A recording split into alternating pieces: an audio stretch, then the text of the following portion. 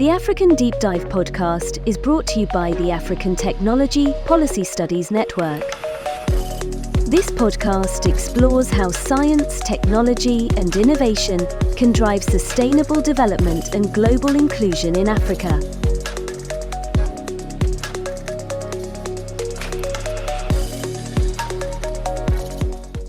Welcome to a deep dive into something really critical, the future of food in Africa, and how artificial intelligence fits into that picture.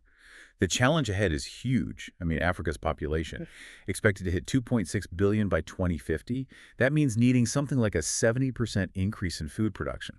70%. It's staggering. So our mission today is to, unpack the real challenges and opportunities. How do we develop and deploy responsible AI to tackle these huge issues in Africa's agriculture and food systems? Exactly. And we're drawing on a really insightful working paper. It's called Responsible Artificial Intelligence for Africa's Agriculture and Food Systems, Challenges and Opportunities. Yeah. It's from the African Technology Policy Studies Network, ATPS. They're a major think tank on science and tech policy in Africa. And they worked with others like the Insect Science Center, and Kamasi Hive, and Innovation Hub. It's a great resource. It even suggests AI could be a panacea for Africa's development. Big claim. A panacea. Wow. And this is the key part, only if it's applied responsibly. Okay, that's the crux, isn't it? Responsibly. What does that actually mean in this context? What makes AI responsible specifically for Africa's food systems? Great question. The paper actually digs into this, outlining 8 core principles. These are drawn from global frameworks like ITech Law, that's the International Technology Law Association, and the EU Commission. So the first one is ethical purpose and societal benefit. Okay. Basically, AI systems have to align with ethical goals. Beneficence doing good and non-maleficence avoiding harm, and always respecting human rights. It means really thinking through the social, political, environmental impacts and keeping an eye on how the AI is actually performing, mitigating those unintended negative consequences. So it's proactive, not just reactive, looking ahead at the impact. Precisely, and linked to that is accountability. Humans have got to remain accountable for what AI systems do. Organizations using AI need to name specific people responsible for compliance. And you should be able to find out who they are. Real people, real responsibility, not just blaming the algorithm. Exactly. Which, can be tough with complex AI. Right. How do you even track that? Well, that leads straight to the next principle. Transparency and explainability. 2 key ideas here. Users need to know when an AI is making a decision. That's transparency. Simple enough. But then, crucially, they need some way to understand how it reached that decision. That's explainability. Opening the black box a bit. Kind of. It's essential for building trust, right? And for making accountability actually work. These systems need to be designed from the start to allow for this, not just bolted on later. Makes sense. If you can't see how it works, how can you trust it? Or fix it when it goes wrong? What's next? Then there's fairness and non-discrimination. This is a big one. AI decisions have to be fair, non-discriminatory, held to the same standards we'd expect from humans. Because the risk is amplifying bias. Exactly. If the data you feed in AI is biased, maybe historically biased against women farmers, for example, the AI can learn that bias. And then it can apply it at scale, maybe denying loans or resources unfairly. It can make existing inequalities much worse. That's a chilling thought. Really underlines the responsible part. Yeah. What about reliability? Do these things actually work properly? That brings us to safety and reliability. AI systems need to be resilient, secure.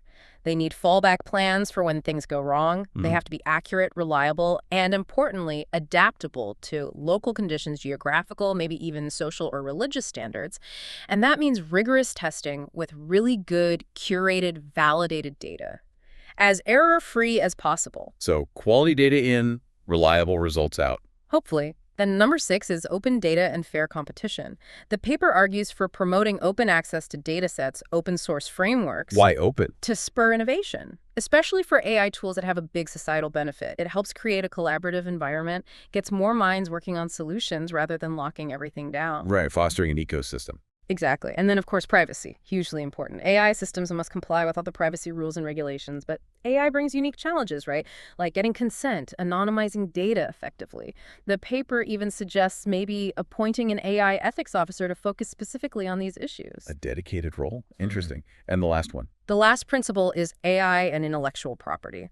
Basically making sure existing IP laws can protect rights in work that's either authored by AI or, more likely, enabled by AI. And, if you look at the bigger picture, like the European Union's work on trustworthy AI, it echoes all this. They stress AI must be lawful, ethical, and robust. Those three pillars are key for trust. Lawful, ethical, robust. That feels like a good summary. Now, you mentioned the paper dives into gender and environment specifically. How do these principles apply there? That sounds crucial. Oh, absolutely. This is where responsible AI moves from abstract principles to really concrete outcomes. Let's take gender support and inclusion. We already know AI can pick up and even amplify human biases if we're not careful. Like the Google Translate example, defaulting to male pronouns for tech jobs. Exactly that. Or algorithms misidentifying men in kitchens as women because the training data reflects old stereotypes. But think about product design, too. Historically, car safety systems designed mainly for the average male body. Right. I remember hearing about that. And the result, U.S. data showed female drivers in seatbelts were significantly more likely, like 47% more likely to get severe injuries in crashes compared to men. Wow. So responsible AI demands designing for everyone, all users, actively working to remove those biases from the start. And in Africa's AI scene, this is critical. There's already a gender gap. Women hold maybe 29% of AI jobs there, which is actually a bit better than the global average of 22%, but still a gap. Still a gap to close. Definitely. So responsible AI means consciously designing for inclusion, getting more women involved. It's foundational. Okay, so gender inclusion is key. What about the environmental side? The carbon footprint.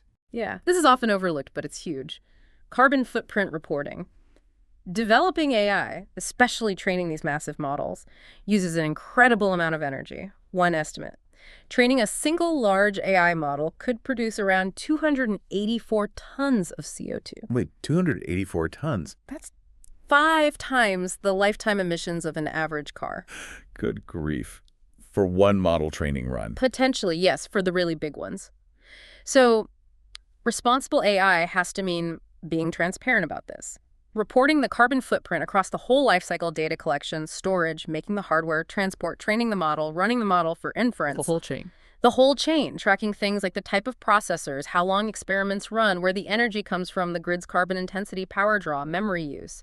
There are tools emerging now, like the Code Carbon tool, to help researchers actually quantify this. So you can measure it and then hopefully manage it. Exactly. And it's not just the models. It's also thinking about the other stuff like using cleaner transport, going paperless, holding virtual workshops, using solar power, designing energy-efficient buildings, the whole operation. Right. It's a holistic view of responsibility. Yeah. Okay, so we have the principles, the focus on gender and environment. How does this all translate to actually helping Africa's food systems? What specific problems can AI solve? And what are the real-world hurdles? Okay, let's break it down using the 4 dimensions of food security: availability, access, use, and stability. AI can play a role in all 4. All right, let's start with availability, making sure there's enough food produced. Right. The big problems there are often low productivity, poor soil, pests and diseases hitting crops, managing livestock effectively. AI offers huge potential here. Think precision farming. Using AI to guide exactly how much water is needed, when to plant, monitoring crop health remotely, controlling pests, managing nutrients precisely. Using resources much more efficiently. Exactly. AI can analyze satellite images for soil quality mapping. In research, it speeds up phenotyping, measuring plant traits to breed better crops faster. And for livestock, AI with computer vision can monitor animals 24/7, check their health, spot weird behavior that might signal illness. There's a cool example from Uganda, Jaguza, Luganda. It uses a sensor chip on livestock. A chip? Yeah, it detects diseases maybe 2 days before visible signs appear, and it connects the farmer straight to a vet remotely. Wow. Early warning. That could save livelihoods. Okay, what about access? Getting the food to people. Big issues here are inefficient supply chains, huge post-harvest losses, sometimes 30, even 50% of fresh produce is lost, and farmers struggling to connect with markets. Half the food lost. That's shocking. It is. AI can help here. It can optimize logistics, predict demand, reduce those losses. Think about food delivery apps using AI, maybe even drones or robots for distribution in tricky areas. Yeah. And platforms like Twiga Foods in Kenya. They use AI, IoT, Internet of Things devices, and blockchain to automate distribution, connect farmers directly to vendors and consumers, cuts out middlemen, improves transparency. Streamlining the whole chain. Makes sense. Then there's use or utilization. Yeah, this is about food safety, processing, and nutrition. Problems include inadequate processing facilities, food safety issues, and sadly, high rates of malnutrition. AI can help in food processing plant sorting, checking safety compliance, even improving hygiene. It can also aid in developing new food products, like finding plant-based alternatives that actually taste good and have the right texture. The science of taste. Kind of. And it can help consumers, too. Imagine apps that analyze a photo of your meal and estimate the nutritional content. That'd be handy. Okay, fourth dimension, stability. Stability is about consistency over time. Problems here are things like unreliable weather forecasts, unpredictable yields, and policymakers not always having the best data for decisions. AI can significantly improve weather prediction. Better data, better models, means farmers can plan better, less guesswork. Reducing risk from climate shocks. Exactly. AI can help identify crop varieties that are more resilient to drought or floods. It can predict yields more accurately, and it's valuable for policy too, analyzing the impact of past policies, simulating the potential effects of new ones, helping governments make smarter, data-driven choices for long-term food security. It really sounds like AI could touch almost every part of the food system. The potential seems enormous. But let's do the reality check. What are the biggest roadblocks stopping this from happening right now in Africa? Right, the potential is there, but the challenges are very real. The paper highlights several key ones. A major one is the lack of diverse, localized data sets. We touched on that earlier. The data problem. Exactly. There just aren't enough publicly available, high-quality data sets specific to Africa's incredibly varied farming environments. Yeah. Without that specific data, you can't train AI models to accurately spot, say, a particular local plant disease or a specific soil nutrient deficiency. The models won't be relevant or effective. Garbage in, garbage out, essentially. Or maybe irrelevant data in, useless results out. Pretty much.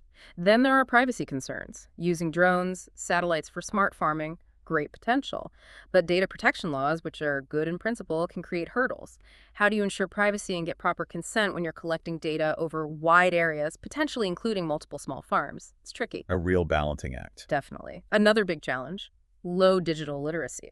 The most sophisticated AI app is useless if farmers don't have the skills or even the basic access to use it. The human element. Technology isn't enough on its own. Never is. And we talked about persistent gender gaps. The underrepresentation of women in AI development in Africa means the tools being built might not address their needs, or worse, could embed existing biases. Reinforcing the cycle. And finally, back to the environmental concerns. The energy needed for AI, the CO2 emissions. That needs serious attention, systematic measurement, and strategies to mitigate it, especially as AI scales up. So, data, privacy, skills, gender, environment. Quite a list. Yeah. But you said the paper also sees opportunities here, not just challenges. Absolutely. Often the challenges themselves point towards the opportunities. Take the availability of data and technology. The lack of data creates a huge opportunity to train African data scientists, to build African-specific data banks, to invest in local tech companies developing relevant solutions. Building local capacity. Exactly. The need for improved infrastructure, computing power, connectivity requires investment. That's an opportunity to bring in funding, maybe from donors or partnerships, specifically for AI in agriculture research and development. Turning a need into an investment opportunity. Right. And the skills gap. That points to the massive opportunity for an increase in technical skills. Training algorithm developers, data scientists, sure, but also these newer roles like AI trainers, explainers, sustainers, people who help implement and manage these systems ethically. This creates really valuable jobs for Africa's young growing population. Needs strong skills and stats, programming, even cognitive learning theory. A whole new set of careers, potentially. Potentially, yes. Then there are the operational opportunities. Remote agricultural operations. AI-powered smart tractors, agrobots, drones for monitoring large farms or livestock herds. Huge potential for efficiency, reducing labor costs in some areas. And weather forecasting. The opportunity to dramatically improve prediction using AI. That could be transformative for millions of farmers facing climate uncertainty. Giving them more control. More foresight, definitely.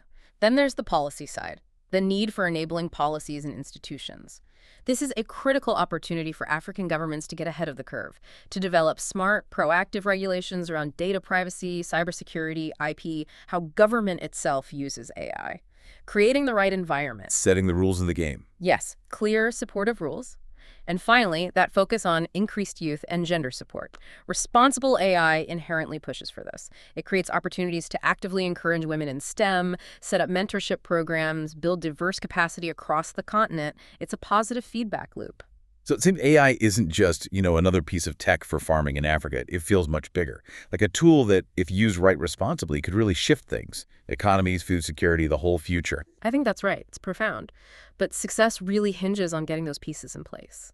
The right laws, serious capacity building, consciously tackling gender bias, sticking to ethical principles, making it environmentally sustainable, and having supportive government policies. It needs everyone pulling together: researchers, governments, private companies, NGOs. A real synergy. So for you, our listener, maybe chew on this thought.